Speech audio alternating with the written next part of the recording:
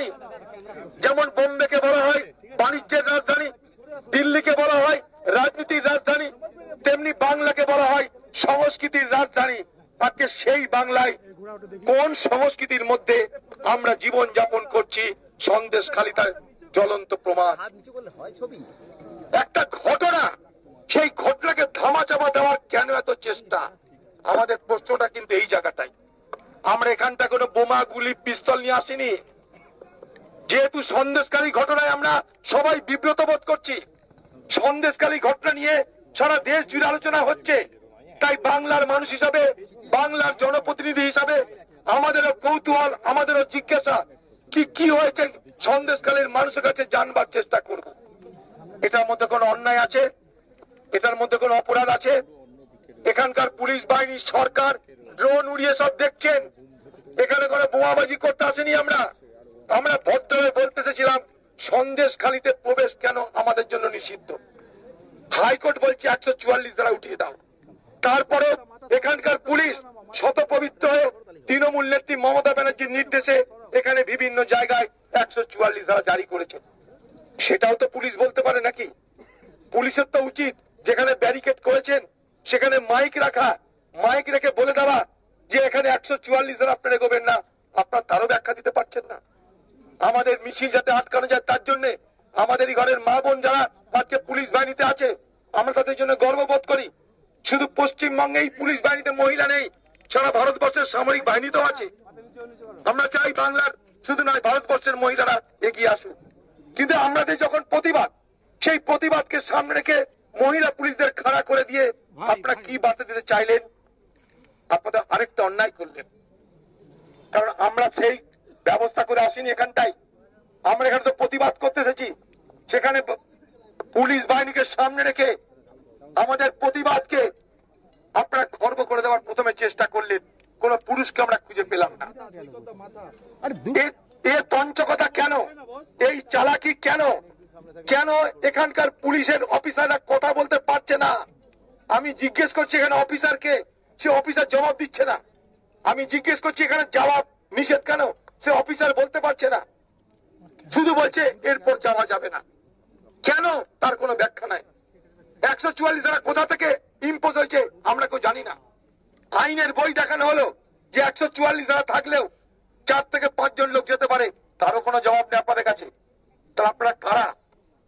আপনারা পুলিশ বাহিনী না তৃণমূলের বাহিনী? কার বাহিনী? আমাদের জানতে ইচ্ছা করে।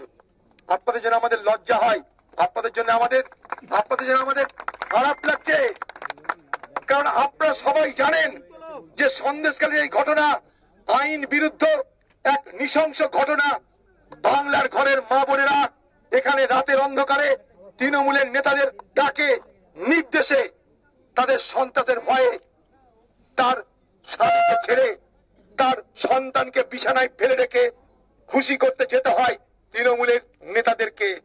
তৃণমূলের নেতাদের যৌন ক্ষুধা মেটানোর জন্য বাংলার ঘরে মা বোনদের তাদের বিছানা ছেড়ে, সন্তান ছেড়ে, স্বামী ছেড়ে তৃণমূল নেতাদের দপ্তরে গিয়ে তাদের যৌন লিপ্সা পূরণ করতে হয়।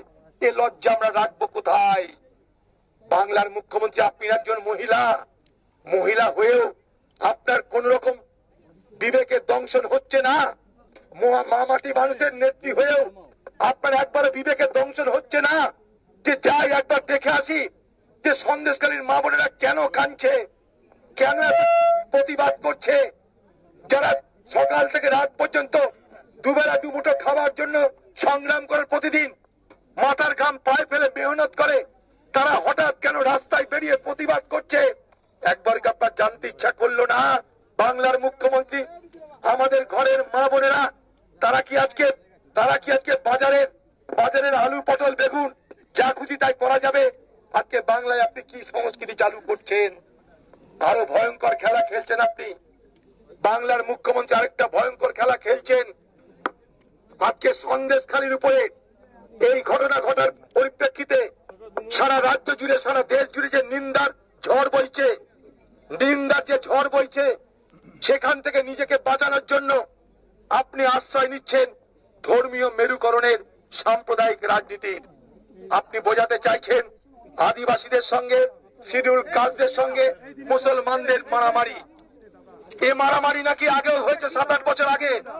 আপনি প্রমাণ করতে চাইছেন যে সন্দেশখালীর ঘটনা, আদিবাসীদের গরিব মানুষের সঙ্গে এখানকার মুসলমানদের মারামারি, এটা প্রমাণ করতে চেয়ে আরেকটা অপরাধ করলেন আপনি। অপরাধটা কি জানেন? সারা বাংলার এবং সারা ভারতবর্ষের মুসলিম সমাজকে আপনি কলঙ্কিত করলেন। ভারতবর্ষের কোন মুসলমান, তাদের ধর্মের কোন ব্যক্তি যদি কোনো মহিলার উপরে লাঞ্ছনা করে, অত্যাচার করে, নিষ্ঠুরতা করে, তাকে সমর্থন করে বলে আমি অধীর চৌধুরী বিশ্বাস করি না। কারণ আমি যে জেলা থেকে আসি, সেই জেলায় ভারতবর্ষের সব থেকে বেশি মুসলমান বাস করে। হ্যাঁ, সেই জেলায় ভারতবর্ষের সব থেকে বেশি মুসলমান বাস করে। কয়েকদিন পর পবিত্র রমজান মাস শুরু হবে, তার আগে বাংলার মানুষকে আপনি মুসলমান সমাজ সম্পর্কে কলুষিত করছেন, কলঙ্কিত করছেন। উত্তম সর্দারকে মুসলমান, শিবপ্রসাদ হাজরাকে মুসলমান, আপনি শাহজাহান শেখকে মুসলমান, আর বাকি যারা তারা তাদের দ্বারা অত্যাচারিত তাদেরকে উচ্চ রেখে আপনি শিবু সর্দারকে, আপনি উত্তম সর্দার শিবপ্রসাদ হাজরাদেরকে সামনে রেখে দিয়ে সন্দেশখালীর যে সমস্যা, সন্দেশখালীতে যে অত্যাচার, সেই অত্যাচারটাকে গুলি দিয়ে আপনি হালকা করতে চাইছেন, এটাকে ফিকা করতে চাইছেন, মানুষের মনে বিভ্রান্তি তৈরি করতে চাইছেন। এটাই বাংলার মুখ্যমন্ত্রী আপনার রাজনীতির কলুষতা। আপনি নিজে মানসিক ভাবে কলুষ, আপনি নিজে রাজনৈতিক ভাবে হীনতা নীচতা প্রকাশ করেন, তাই সত্যকে সত্য বলার ক্ষমতা আপনার হলো না। আপনি তো বলতে পারতেন যে সন্দেশখালীর যে ঘটনা ঘটেছে তাতে বাংলার মুখ্যমন্ত্রী হিসাবে আমি লজ্জিত।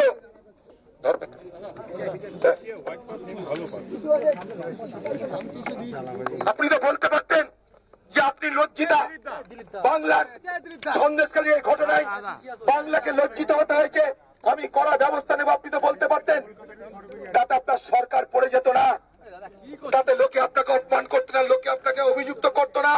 কিন্তু আজ সারা বাংলার মা বোন আপনাকে অভিযুক্ত করছে। আপনি খোঁজ নিয়ে দেখুন। আপনি ভাবছেন আমি লক্ষ্মীর ভান্ডার দিয়ে দিলাম, 1000 টাকা পাইয়ে দিলাম, 200 টাকা বাড়িয়ে দিলাম, সব বাংলার মা বোনেরা আপনার গোলাম হয়ে গেল। এ ধারণা আপনার ভুল, এই ধারণা আপনার ভুল। বাংলার মা বোনেদের ইজ্জতের দাম আছে। বাংলার মা বোনেরা আজও তাদের ইজ্জতকে সব থেকে মূল্যবান সম্পদ বলে মনে করে।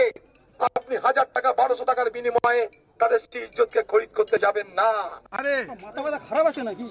আজকে সন্দেশখালী ঘটনায় সাম্প্রদায়িকরণের রাজনীতি কংগ্রেস মেনে নেবে না।